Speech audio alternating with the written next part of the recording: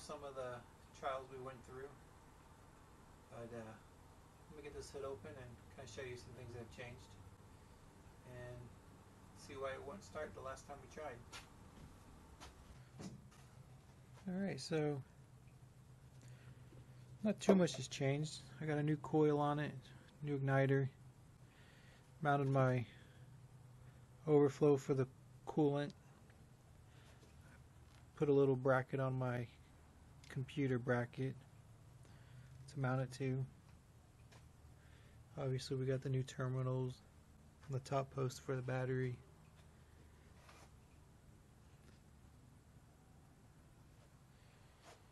And over here I had to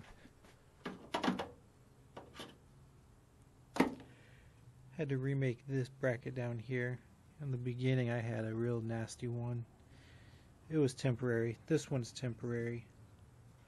We'll get around to replacing that. I just needed to get it to run. So we got our intake installed. I got the filter going underneath my fuse box that I made.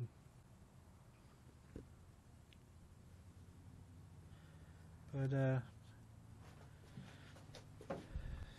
right now she's running pretty good.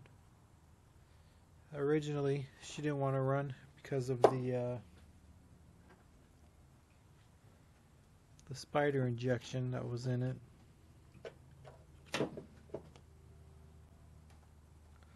So it had the original old style spider injector.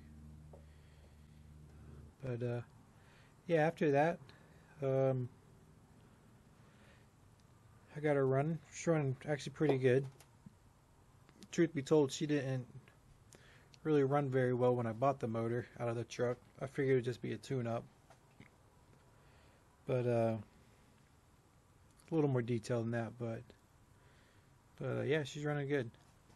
The one problem I ran into was when I first pulled it out. I was getting a transmission codes. So I did some research, and the first thing I found was in this plug over here. I think I call it C100 or 101. Wire G goes to my transmission, and I don't think I realized that's what it went to.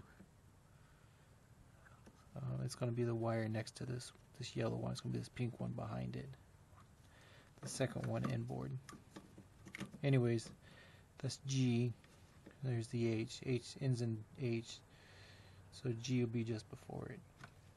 But I didn't have a wire coming into it powering it. So I thought my original problem was because I didn't have a wire installed in here. So I had to come all the way back to my fuse box over here.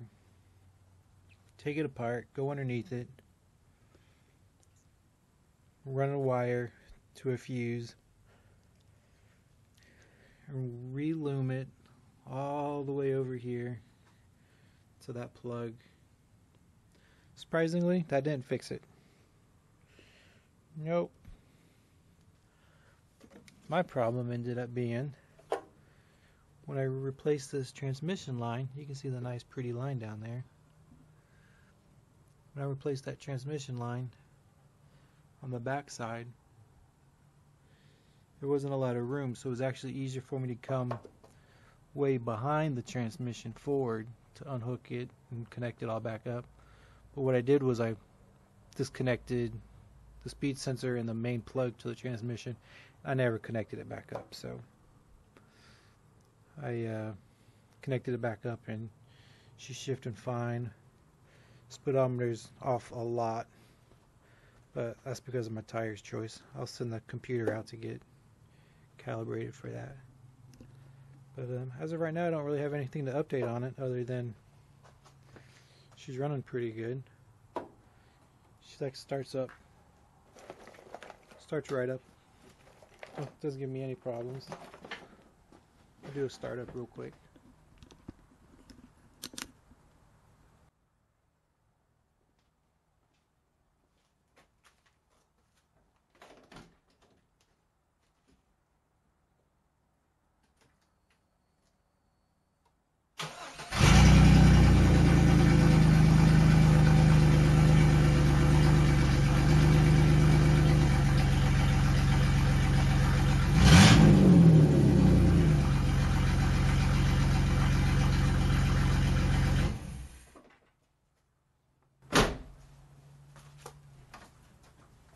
She's a screamer right now.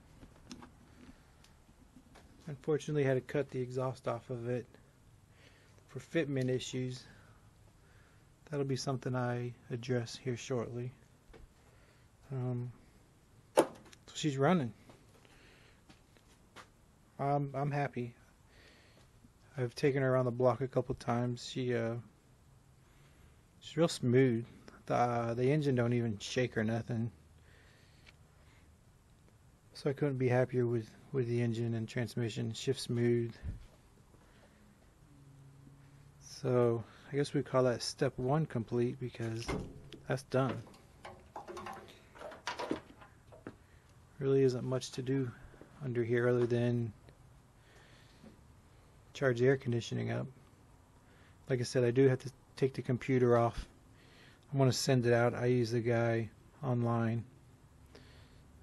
I've already had him program it. You know, we shut some stuff off, you know, our EGR valve. The motor had an air pump system on it from the 2001. We disconnected, and he adjusted the speedometer according to the gears in the rear end and the tires that were on it. I obviously have changed tires, so I'll just send it back to him and have him readjust the tire size. So this intake took some tweaking to do. I really wanted the intake underneath here, the filter, so I had to buy this 90-degree elbow. It was a little too long, so I ended up shorting it, and then it was a little smaller on this side than the pipe down there. So originally it had the coupler that went from here to that tube. I just had to cut it, and I literally just slid this new tube over the old cut one. And then I needed this elbow so it would give me some more room around the filter, because the other one just came out straight, and this was a 45, this pipe, but it wasn't enough. So I just bought this 45. I trimmed it down a little bit also to give me more room. It looks tight, but it's working pretty good. And then I got a bracket right here.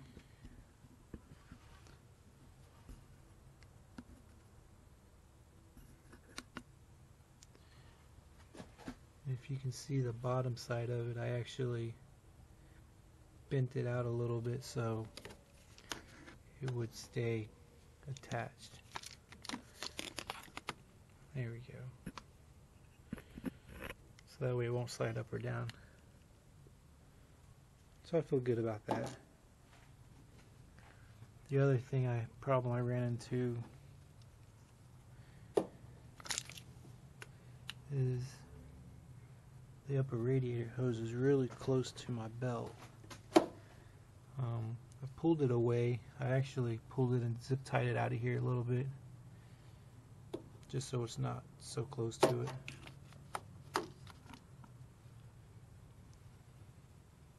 So far I haven't had any problems with it, but alright. So this is complete. My heater core was leaking today. I was afraid that might happen. So next up, I'm moving inside the truck. I'm going to strip everything out, clean everything. Probably have to get a new carpet. But while everything's stripped out, I'll pull the dash away and replace the heater core. Not that I would need it much here in Florida, but you know, occasionally it's nice to have, especially for the defroster.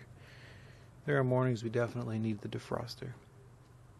Alright guys, so now that we got it running and driving, need to fix a few things, but that's phase 1. about time to start phase 2, which is going to be stripping the interior out of this thing. Now, I haven't shown you the inside of this thing for a reason. It's been pretty nasty in here. It had a bunch of used parts sitting in the back. I'm assuming from the original engine being tore down. It's just pretty nasty back there. The inside looks pretty dirty. So stage 2, I'll be stripping the interior out of this thing. So I'll kind of give a walkthrough, if you will, of the inside. So this is the front.